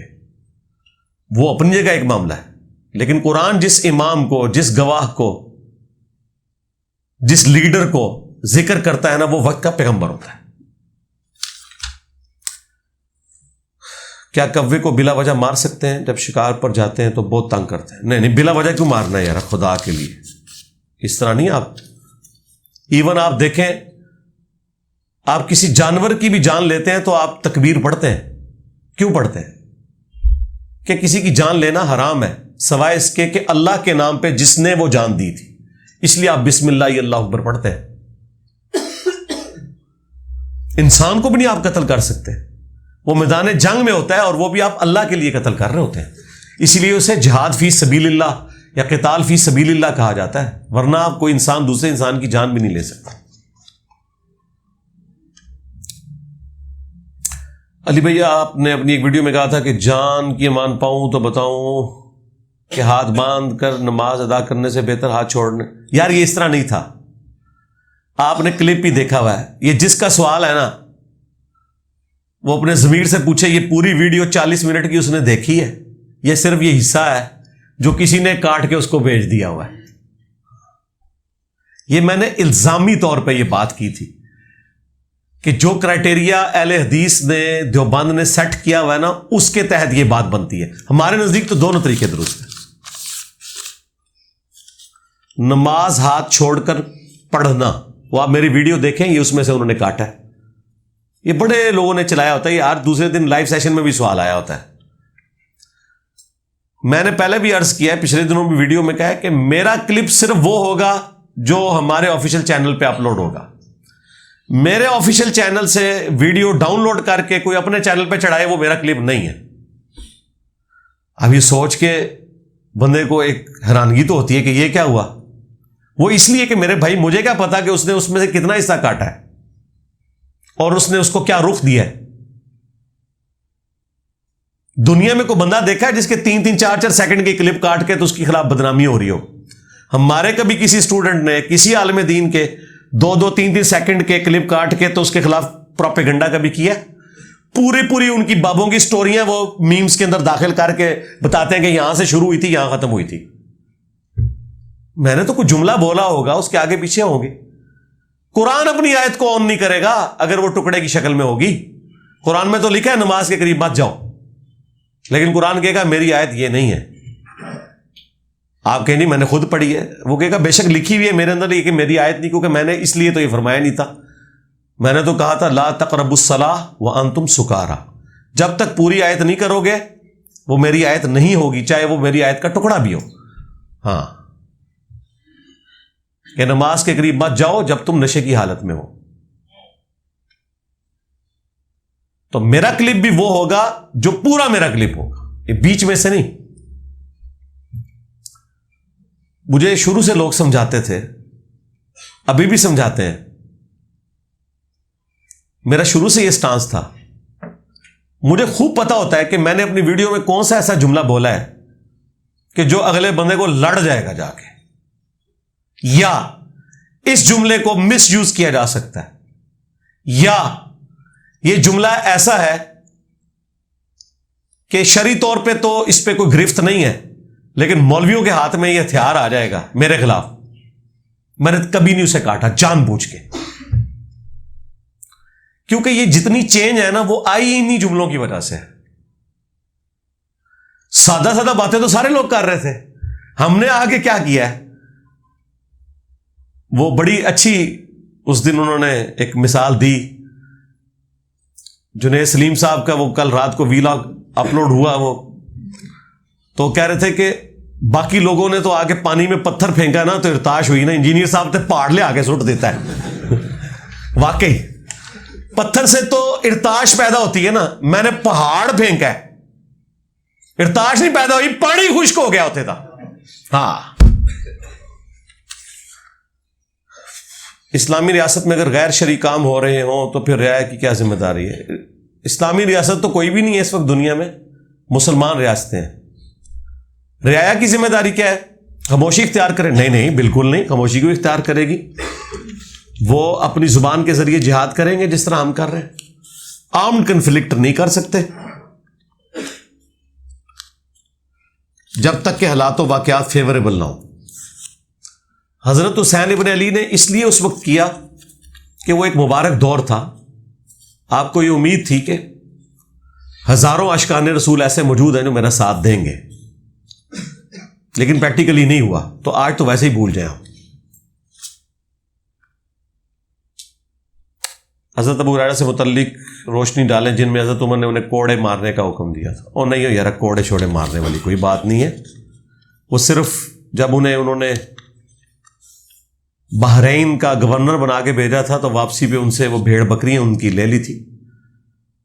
اس پہ میری تفصیلی ویڈیو ریکارڈ ہو چکی بھی ہے, یوٹیوب پہ اپلوڈڈ ہے, وہ آپ دیکھ لیں. حضرت ابو ہریرہ اور حضرت عمر کا اختلاف, اس میں حضرت عمر کو ہم صحیح نہیں سمجھتے, ان سے زیادتی ہوئی حضرت ابو ہریرہ کے حق میں اپنے ڈسپلن کی سختی کی وجہ سے. باقی حضرت ابو ہریرہ کو وہ سکھ اور صدوق سمجھتے تھے, وہ بھی میں نے مثالیں اس میں دی ہیں. انشورنس کمپنیوں کی شرعی حیثیت کیا ہے سود کے زمرے میں؟ جی, انشورنس کمپنیاں جو سودی بینکوں کے لیے کام کر رہی ہیں سب سودی ہے ظاہر ہے, سوائے ان کے جو اسلامک بینک کے لیے کام کریں. ان کا جو طریقہ ہے تکافل والا, اس کو آپ دیکھیں. ہنسنے کے متعلق آپ نے کہا تھا کہ زیادہ ہنسنے سے متعلق کوئی حدیث موجود نہیں ہے. اور یار یہ میں نے اس کے اوپر کلیریفیکیشن دے دی ہے نا, پچھلے دنوں 2-3 ویڈیوز میں دے چکا ہوں.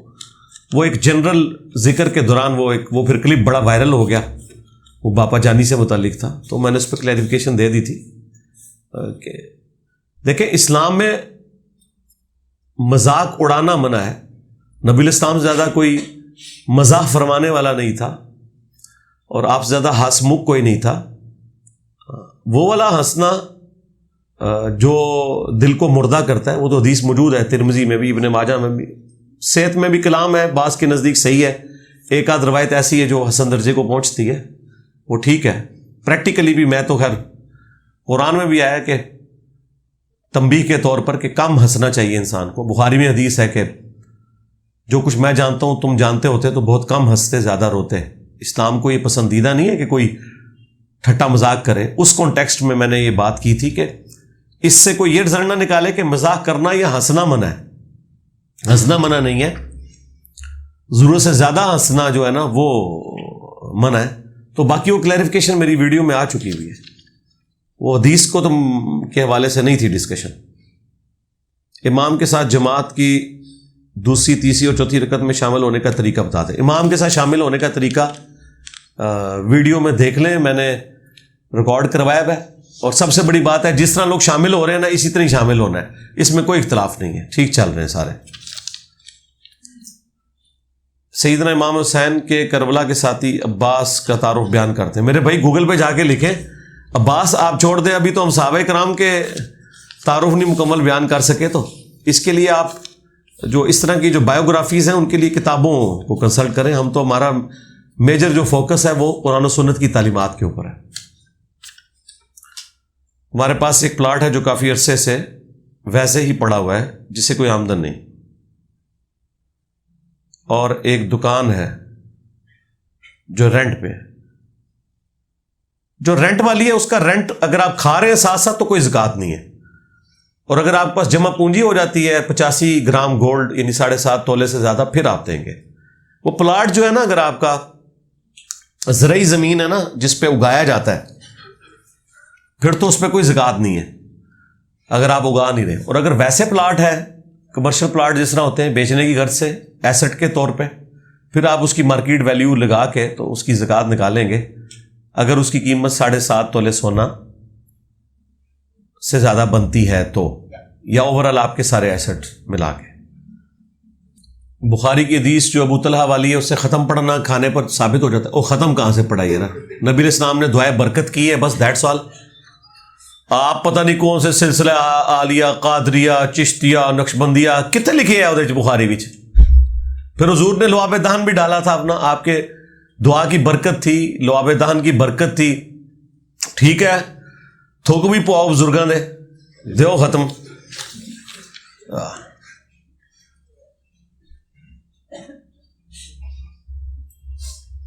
مشکات کی حدیث میں ہے کہ میری امت مرحومہ ہے, یعنی اس سے مراد کیا ہے؟ مراد یہ کہ اللہ تعالیٰ کا خاص رحم ہے اس امت کے اوپر. بالکل ہے نا جی امت.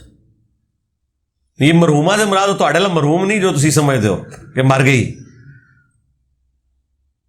بخاری کی حدیث میں ہے کہ میری امت کا ایک گروہ حق پر رہے گا. وہ کون سا گروہ ہے؟ اس حدیث میں حضرت معاویہ کا گروہ بتایا گیا ہے. نہیں, اس میں تو کوئی نہیں لکھا ہوا, اللہ کے بندو کہاں لکھا ہوا ہے؟ اس میں تو لکھا ہوا ہے, اس حدیث پہ تو امام بخاری نے باب باندھا ہے ہوا اہل العلم. اس سے مراد اہل علم ہے, وہ قیامت تک حق پہ رہے گا. اہل علم ہے. اہل علم وہ ہے جو 2812 سے بھاگ رہے ہیں, اہل علم وہ ہے جو ہر جگہ 2812 بیان کر رہے ہیں.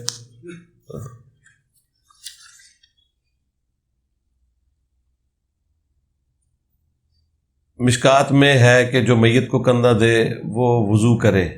اس طرح کی جتنی حدیثیں ہیں نا, یہ سب کے سب سرکمسٹانسز کے اوپر ہیں. کچھ منسوخ ہیں اور کچھ سرکمسٹانسز کے اعتبار سے ہیں. بخاری میں بھی آیا ہے کہ آپ نے جو شخص غسل دیتا ہے اس کے بعد خود غسل کرے. ظاہر ہے وہ یہ نہیں ہے کہ اس کے اوپر کوئی غسل جنابت فرض ہو گیا. مراد یہ ہے کہ جب آپ کسی کو غسل دے رہے ہیں تو آپ کے جسم پہ تو چینٹے پڑیں گے نا, کیونکہ مردے کو جب غسل دیا جاتا ہے بعض کا اس کا استنجا وغیرہ اسے کرانا ہوتا ہے, وہ سارے گندگی والے چھینٹے آپ کے اوپر پڑتے ہیں. وہ اس پوائنٹ آف ویو سے بات کی جاتی ہے. وہ غسل واجب نہیں ہو جاتا. اگر صرف آپ اپنی ٹانگیں یا وہ حصہ دھو لیں جس کے اوپر چھینٹے پڑے ہیں تو کافی ہے. سب کا اتفاق ہے اس میں. خواتین کو اپنے سر بال سنبھال کر رکھنے چاہیے, قیامت کے دن سوال ہوگا. نہیں, کوئی ایسی بات نہیں ہے. جو کاٹ دیے ہوئے وہ مر گئے, اب ان کا کیا تعلق ہے؟ بہرحال یہ ہے کہ وہ کہیں کوئی استعمال بھی کر لیتے ہیں نا جادو ٹونے کے لیے, تو اس لیے کہا جاتا ہے کہ آپ اس کو طریقے سے کسی جگہ ڈسپوز آف کریں. تو ٹھیک ہے, وہ مختلف جگہ حکومت نے وہ جگہ ایسی بنائی ہیں جہاں جا کے آپ اپنا گھر کا گاربیج وغیرہ پھینکتے ہیں, بس اسی میں وہ بھی جا کے پھینکتے ہیں. اس میں کیا مسئلہ ہے؟ وہ ڈمپ کرنا گورنمنٹ کی ذمہ داری ہے. جب انسان مر جاتا ہے تو اس کے ساتھ اٹیچ شیطان اور جنات بھی مر جاتے ہیں یا دنیا ہی میں رہتے ہیں, واللہ عالم. جی ہمیں نہیں پتا. ان کی بات اپنی ڈیوٹی پوری ہو گئی, اب وہ اللہ کو پتا ہے کہ ان سے آگے کیا کام لینا چاہیے. کیا کربلا میں سب اہل بیت شہید ہوئے تھے؟ بعض کہتے ہیں کہ 3 لوگ بچ گئے تھے. نہیں, سارے تو نہیں. ظاہر امام زین العابدین تو بچ گئے تھے نا, اور بھی چند ایک لوگ تھے, تبھی تو اہل البیت کی نسل آگے چلی ہے نا جی. چلتے ہوئے کاروبار میں زکوٰۃ کیسے شمار کی جائے گی جبکہ بڑے پیمانے پر ادھار لینا بھی اور دینا بھی روزانہ کی بنیاد پہ ہوتا ہے؟ تو بس اس میں جتنا آپ کا راس المال لگا ہوا ہے نا, ایکوٹی جتنی آپ کی لگی ہوئی ہے اس کو تو آپ کیلکولیٹ کریں نا, اس کی آپ زکوٰۃ دیں گے. ادھار کی تو نہیں ہوگی نا, جو آپ نے مال لگایا ہوا.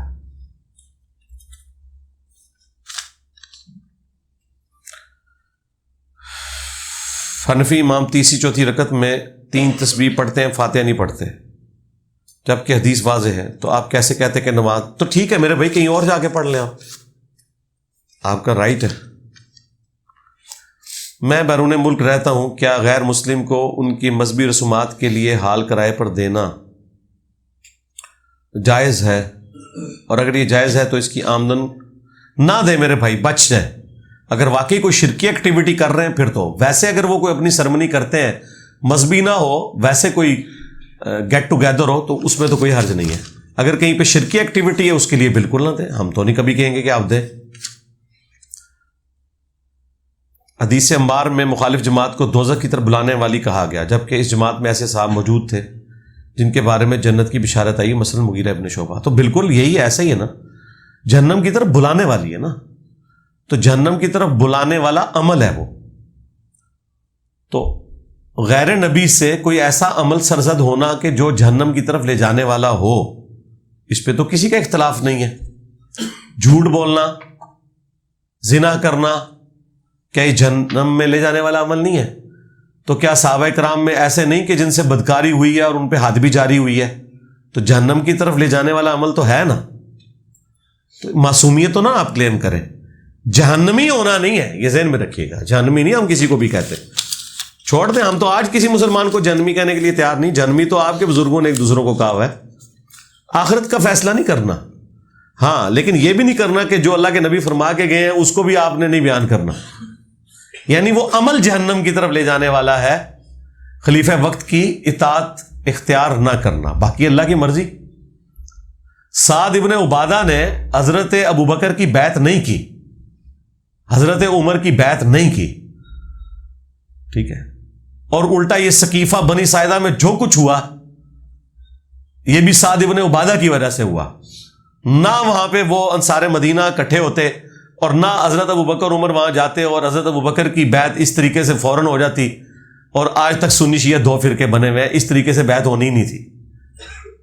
لوگ تو حضرت علی اور حضرت ابوبکر کو آپس میں کمپیئر کروا رہے ہوتے ہیں. اصل مسئلہ تو سعد ابن عبادہ کی وجہ سے ہوا ہے, جو وہاں پہ بیٹھ کے میٹنگ کر رہے تھے. وہ تو یہ بیچارے تینوں جو ہیں, ابو عبیدہ ابن جرح اور حضرت ابوبکر اور حضرت عمر, یہ تو وہاں اس معاملے کو سیٹل کرنے گئے.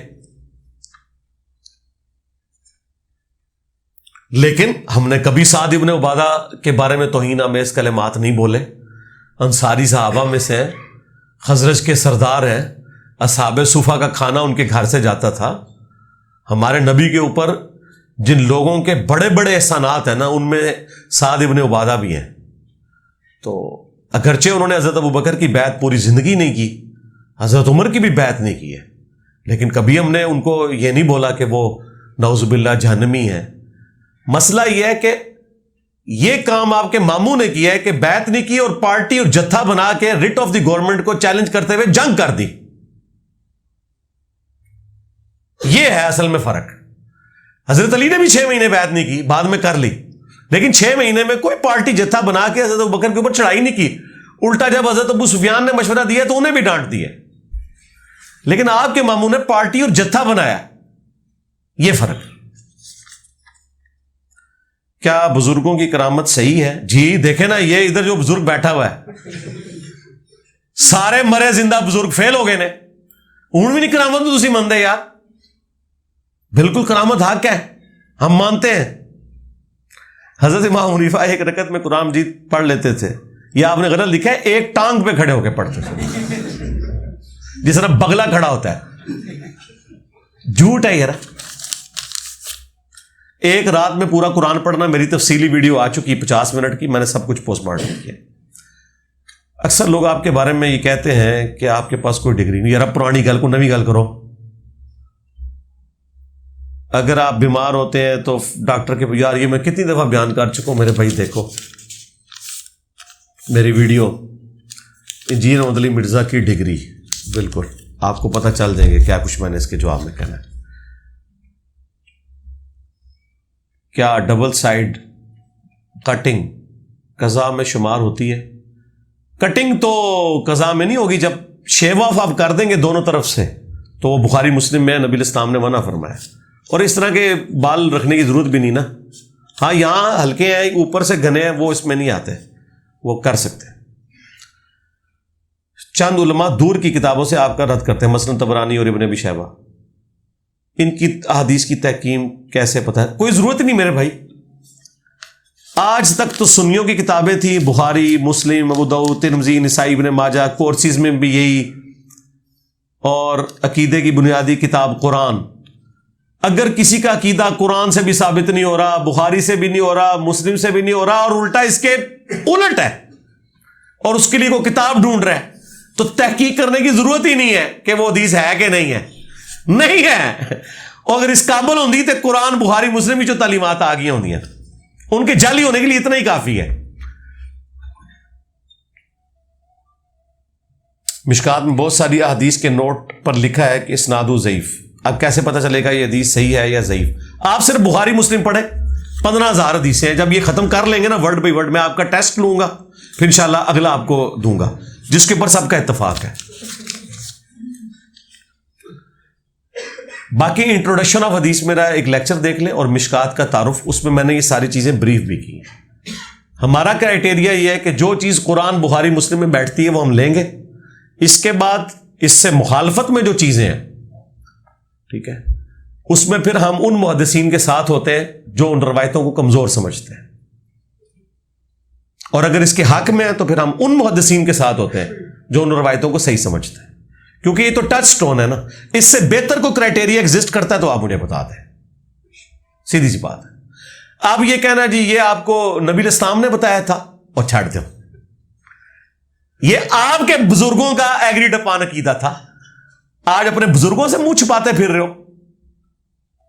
تمہارے احمد بریلوی صاحب کہیں گے قرآن کے بعد سب سے افضل بخاری مسلم ہے، آج میں حوالے پیش کروں تو تم کو کہ یہ لکھا کہاں ہوا ہے؟ نظر ادھر۔ پاکستان کے معاشی حالات روز بروز مزید خراب ہو رہے ہیں، ان برے حالات سے پاکستان کو کیسا نکالا جائے؟ کعبے کی چھت پہ چڑھ دیں اور کیا کریں؟ میں نے بتا تو دیا۔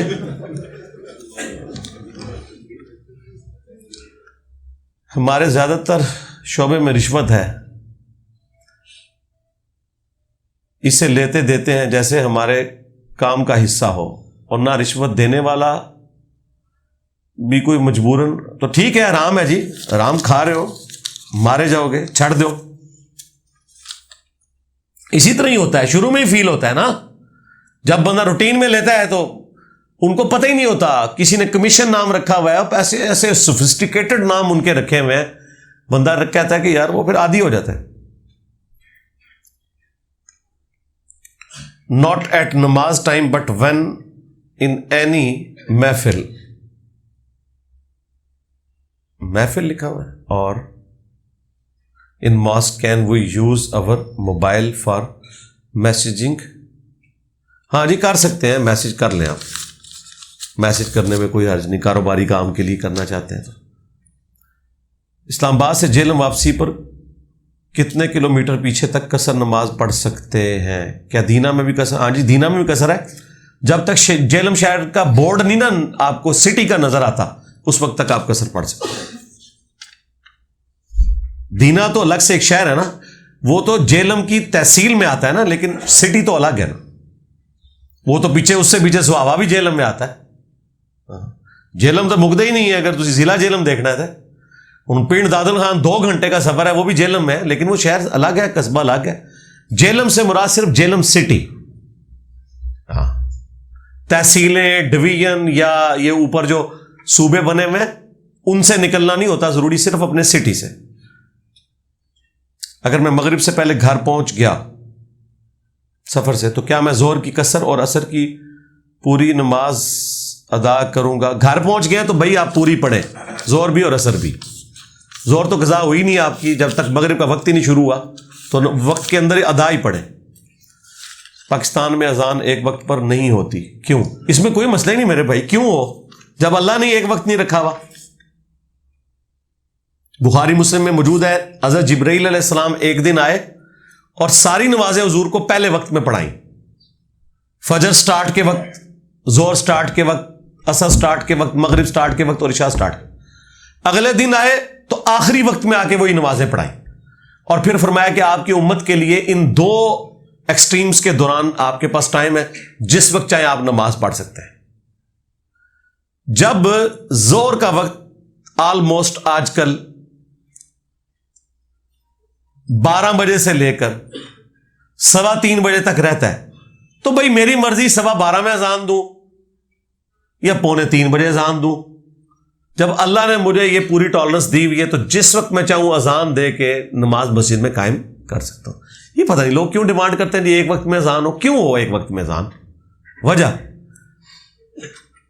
آپ دیکھتے ہیں ظہر کی نماز کہیں پہ 1 بجے ہو رہی ہے، کہیں پہ 1:30 بجے، کہیں پہ 2 بجے، تو وہ ایک ٹائم آپ کون سا رکھیں گے جس پہ سب پڑھیں؟ ہو ہی نہیں سکتا۔ عورتوں کو تو میں کہتا ہوں جیسے ہی ٹائم داخل ہو وہ پڑھ لیں، مسجد کی اذان کا انتظار نہ کریں، مسجد کی اذان تو جماعت کے لیے ہوتی ہے۔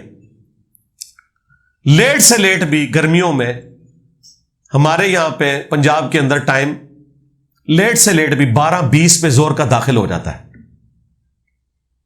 لیکن 12:30 آج تک کسی مسجد میں نماز نہیں آپ نے زور کی سنی. سعودی عرب ہو جاتی ہے 12:30 بھی 12:40 پہ بھی, ادھر رواج ہی نہیں. ایون اہل حدیث بھی 1 سے پہلے کبھی کبھار کو 1:45 پڑھا دیں, ادروائز 1 فکس کیا ہوا ہے. ٹائم 12:20 کا شروع ہے تو ٹھیک ہے آپ پڑھ لیں, اس میں کیا مسئلہ ہے. زور کی نماز ادا نہیں کی, عصر کی جماعت کھڑی ہوگی تو پھر عصر والے کے پیچھے آپ زور کی نیت کر لیں اور اس کے بعد عصر اپنی الگ سے پڑھ لیں تاکہ ترتیب بھی قائم رہے. محدث اور محدث میں کیا فرق ہے؟ محدث حدیث روایت کرنے والا جس طرح امام بخاری امام مسلم ہے, اور محدث جس کے دل میں کوئی اللہ تعالیٰ بات ڈال دے. جو بخاری مسلم میں حدیث ہے کہ اگلے زمانوں میں محدث ہوتے تھے, میری امت میں بھی اگر کوئی ہوتا تو حضرت عمر ہوتے. اس پہ میری تفصیلی ویڈیو ریکارڈ ہے, وہ آپ دیکھ لیں.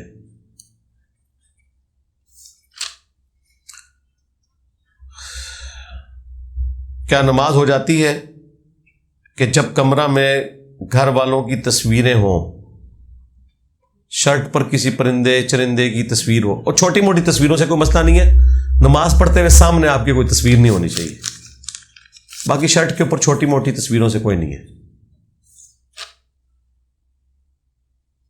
علی بھائی کیا الٹی کپڑوں پر لگنے سے کپڑے ناپاک ہو جاتے ہیں؟ حنفیوں کے نزدیک تو ہو جاتے ہیں, وہ کہتے ہیں یہ ناپاک ہے.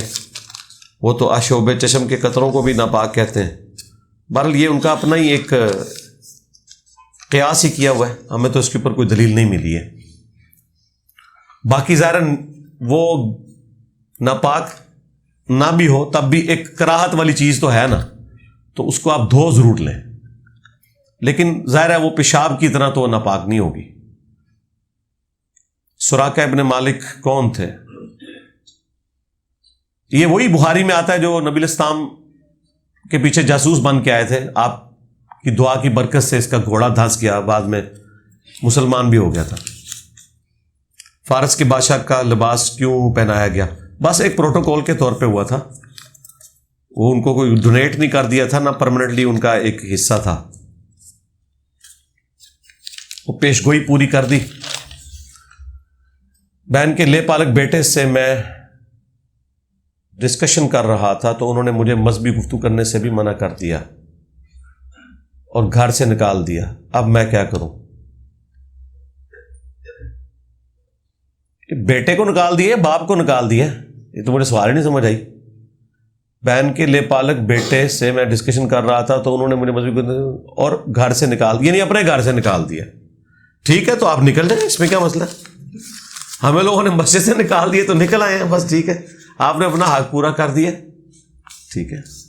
کچھ عرصے بعد جب ان کا غصہ ٹھنڈا ہو تو آپ انہیں افطار پہ بلائیں, ان سے کہیں جی اس دن کوئی بات میری بری لگی ہے تو میں معذرت کر لیتا ہوں, تو ٹھیک ہے. دنیا میں معروف طریقے سے ان کے ساتھ وقت گزاریں. جب کبھی کوئی ان کے انٹرسٹ کی بات ہو, دین کے حوالے سے وہ کرنا چاہیں, تو پھر آپ اپنا دودھ شریف بیچ میں ضرور فرائی کریں, آگے پیچھے زبردستی فرائی کرنے کی کوشش نہ کریں. نہیں جی, میں نے اتنی تکلیف کے باوجود یہ آپ کا سارا تھدا ختم کر دیا ماشاءاللہ. کوئی پرچی ایسی جو آگے آپ نے بھیجی ہو اور میں نے نہ پڑھی ہو, اگر کسی کی ایسی پرچی ہے تو مجھے بتائیں. کسی کی پرچی ایسی جو میں نے نہ پڑھی ہو. اللہم انی اسألک بانک انت اللہ لا الہ الا انت الاحد الصمد الذی لم یلد ولم یولد ولم یکن له کفوا احد وَإِلَٰهُكُمْ إِلَٰهٌ وَاحِدٌ لَا إِلَٰهَ إِلَّا هُوَ الرَّحْمَٰنُ الرَّحِيمُ.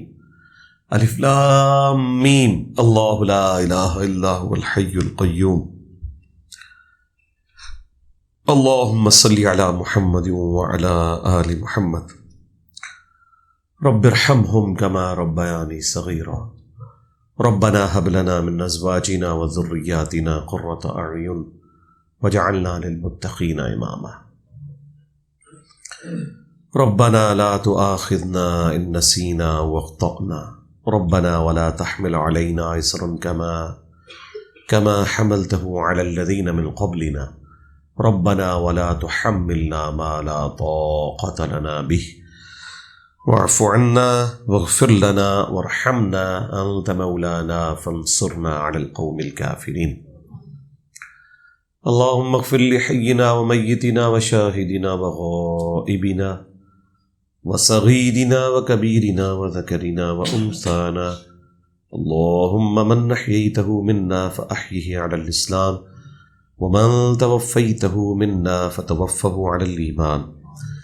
اے اللہ جن جن بھلائیوں کا سوال تیرے محبوب علیہ السلام نے تجھ سے کیا، ہمارے حق میں، ہمارے ماں باپ کے حق میں، ہمارے بیوی بچوں کے حق میں، پوری امت کے حق میں قبول و منظور فرما۔ جن جن چیزوں کے شر سے تیرے محبوب علیہ السلام نے تیری پناہ طلب کی، تمام مسلمانوں کو ان چیزوں کے شر سے اپنی پناہ عطا فرما۔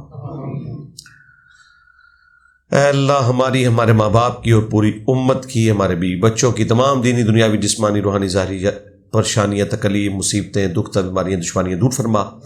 اے اللہ پورے عالم اسلام کی خیر فرما، بالخصوص انڈیا میں، کشمیر میں، فلسطین میں، چائنا میں، افغانستان میں، یمن میں، شام میں، عراق میں، جہاں کے مسلمان تکلیف میں، اے اللہ غیب سے عزت، آبرو، جان و مال کی ان کی حفاظت فرما۔ حاضرین کے دلوں میں جو جو نیک اور جائز دعائیں ہیں قبول فرما۔ حاضرین کے جتنے بھی چھوٹے رشتہ دار بیمار ہیں، بڑے رشتہ دار بیمار ہیں، فوت ہو چکے ہیں، اے اللہ تمام کی مغفرت فرما، بیماروں کو شفا عطا فرما۔ صلی اللہ علی النبی الکریم وعلی آلہ واصحابہ اجمعین الی یوم الدین، آمین۔